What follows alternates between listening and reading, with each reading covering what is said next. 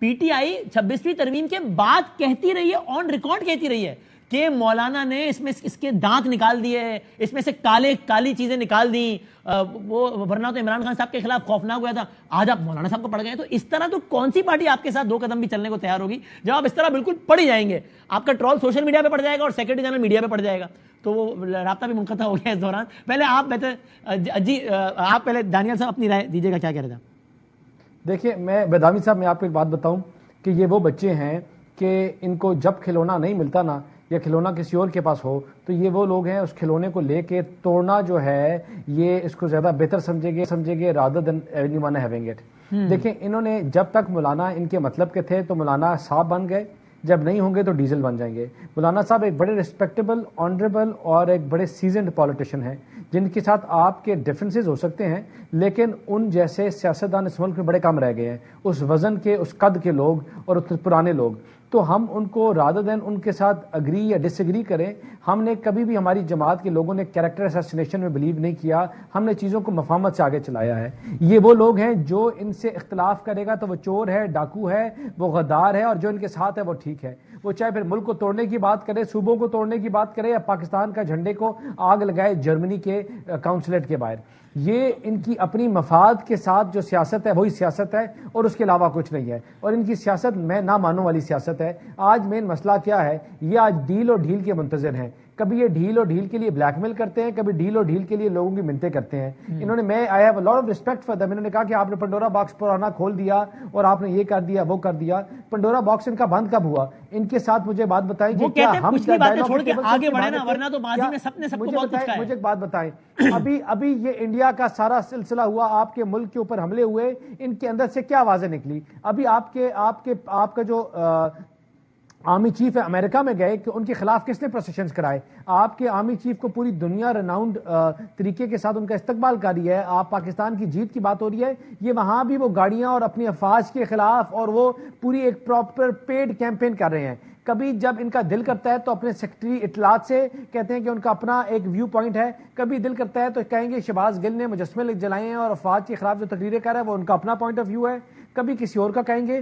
یہ جب دل کرتا ہے تو یہ آف ٹریک ہو کر سید, اب مجھے نہیں معلوم اس ماحول میں کوئی صورت کیسے نکلے گی حکومت اور پی ٹی آئی کی بات چیت کی, مقتدرہ کی تو بات ہی ہے, صورت ایک ہی طرح نکلے گی. وسیم بدامی صاحب کہ مفاہمت سے چیزوں کو چلائیں, ڈائیلاگ سے چیزوں کو چلائیں, بیٹھ کر چلائیں, اکٹھے کریں, کہ آپ سمجھیں گے کہ اگر آپ بلیک میلنگ کریں گے, روز آگ لگائیں گے, پارلیمنٹ کے سیشنز کو آپ چلنے نہیں دیں گے, آپ ٹیکس پیئرز کے پیسوں کو آگ لگائیں گے ادھر بیٹھ کے, اور آپ کہیں گے عوام بات نہ سن سکیں, تو بلیک میلنگ سے ٹائم بہت آگے. حامد صاحب سے فائنل کامنٹ لینے دیں اس پہ. حامد صاحب آپ نے بات کر لی, دانیال صاحب نے جواب دے دیا. میرا سوال بڑا اسپیسیفک, پلیز اگر اسپیسیفک جواب بھی دے سکیں حامد صاحب, وہ یہی جو میں نے اس سے پہلے کیا کہ مولانا صاحب سے ایک اچھی ورکنگ ریلیشن شپ ہوئی, گھر آنا جانا ہوا, اچھے جملوں کا تبادلہ ہوا, 26ویں کے بعد آپ لوگ مولانا کو کریڈٹ دیتے رہے. اور یہ انڈیپینڈنٹ لوگ بھی مانتے ہیں کہ اگر 26ویں مولانا کچھ چیزیں نہ نکالتے تو بڑی پرابلم ہو جاتی پی ٹی آئی کے لیے فوری طور پر.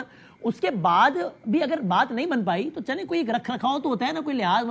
بالکل ہی پڑ گئے, ادھر سیف صاحب نے, ادھر وقاص صاحب پڑ گئے.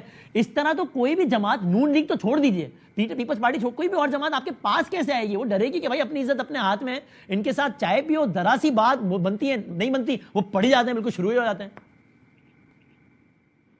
وسیم بھائی, سب سے پہلے تو میں ایک صرف بات کر دوں کہ جو بھی شخص پاکستان کا جھنڈا جلائے میں اس پہ لعنت نہیں بھیجتا سر. اس ملک میں ہاں لعنت بھیجتا ہوں سر. مقصد ہے میں یہ کہہ رہا ہوں کہ لعنت چھوٹی چیز ہے, میں اس کو اس سے بڑی کوئی چیز بھی اس پہ نہیں بھیجتا. جملے کا مقصد یہ تھا, اس ملک کی بنانے میں سر میرے نانکے اور دادکے کی لاشیں ہیں, اس ملک کے لیے میرے خاندان کی لاشیں ہیں.